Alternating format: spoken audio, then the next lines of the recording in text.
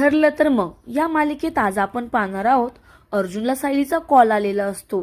अर्जुन चैतन्याला म्हणतो आपल्याला लगेच घरी निघायला हवं। मिसेस सायली म्हणत होत्या प्रतिमात्यांबद्दल एक चांगली बातमी आहे।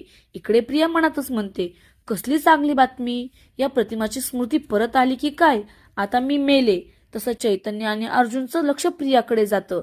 तसा अर्जुन प्रियाला म्हणतो आधी आपण तुझ्या पायातून काच काढू मग जाऊ। तशी प्रिया तिची पर्स घेत त्याला म्हणते नाही नको, मी ठीक आहे, काढलीये मी काच आणि बघ आता रक्त पण येत नाही। प्रिया अर्जुनला म्हणते मला असं झालंय की मी कधी घरी जाईल आणि कधी आईला भेटेल। इकडे अर्जुन मनातच म्हणतो मिसेस सायलींचा टायमिंग आज थोडासा चुकला आणि या तन्वीचा पाय चेक करायचा चान्स पण गेला। तसे ते तिघेही घरी जायला निघतात। इकडे सुभेदारांकडे सगळे दाराशी उभे असतात। पूर्णाजी तर सारख्या फेऱ्या मारत असतात। कल्पना आता पूर्णाजीला म्हणते पूर्णाई तुम्ही आता पाय दुखेपर्यंत फेऱ्या मारणार आहात का, बसा ना थोड्या वेळ।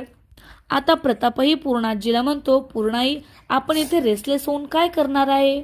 तशी पूर्णाजी प्रतापला म्हणते तू आधी सायलीला फोन लाव आणि विचार कुठे आलाय। तसा प्रताप सायलीला फोन लावायला घेतो तेवढ्याच दारात सायली आणि रविराज येऊन थांबतात।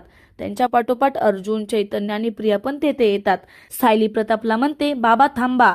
आता सायली आणि रविराजला पाहून घरचे सगळे खुश होतात। पूर्णाजी म्हणते प्रतिमा कुठे आहे।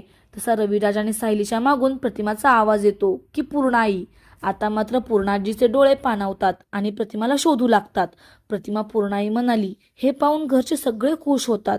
पण प्रिया इकडे मनातच म्हणते म्हणजे हिला आता सगळं आठवतं की काय, मेले आता मी, जाऊ का मागच्या मागे पळून आता, असा ती विचार करत असते। आता पुढच्या भागात पाहूया प्रतिमाला मागचा तिचा सगळा भूतकाळ आठवलाय की फक्त वाचच परत आलीये।